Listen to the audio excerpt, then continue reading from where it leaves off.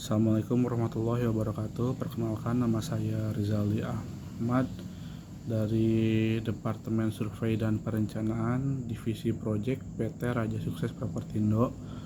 Untuk kesempatan minggu kali ini di video pembelajaran, materi yang akan saya bawakan adalah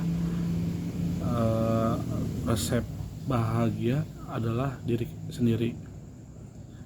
Pendahuluannya, dalam pencarian kebahagiaan, kita seringkali terlalu fokus pada faktor-faktor eksternal seperti pencapaian, kekayaan, atau juga suatu hubungan. Namun, sebuah resep yang mungkin lebih bermakna adalah menemukan kebahagiaan dalam diri sendiri. Mari kita jajahi konsep ini lebih lanjut. Yang pertama adalah kesadaran diri.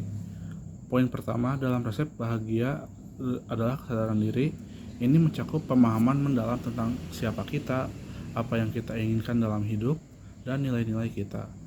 Kesadaran diri membantu kita membuat pilihan yang sesuai dengan diri kita, bukan mengikuti ekspektasi orang lain. Yang kedua, penerimaan diri.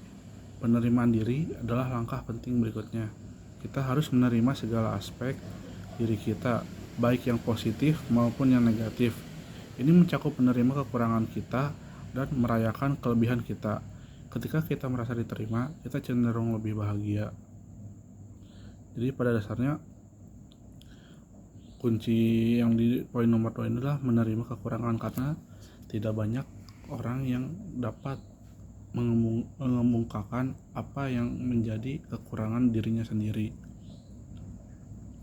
Kemudian poin yang ketiga adalah kesehatan emosional. Untuk merasa bahagia dalam diri sendiri, kita perlu menjaga kesehatan emosional. Ini berarti mengelola stres, belajar dari pengalaman traumatis, dan membangun ketahanan emosional. Terapi meditasi atau olahraga bisa membantu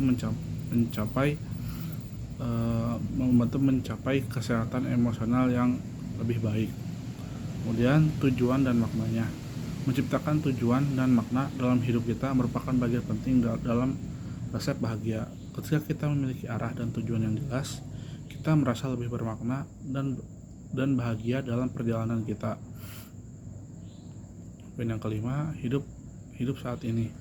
Seringkali kita terlalu terpaku pada masa depan ataupun masa lalu.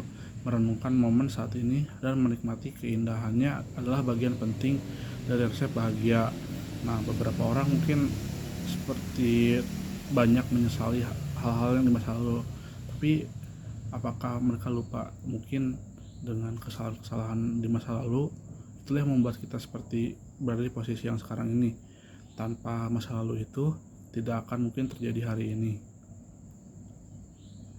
Ini mengingatkan kita untuk hidup dalam saat ini, bahwasannya mau bagaimanapun life must goes on. Hidup harus terus maju. Hal yang paling penting adalah yang kita hadapi saat ini.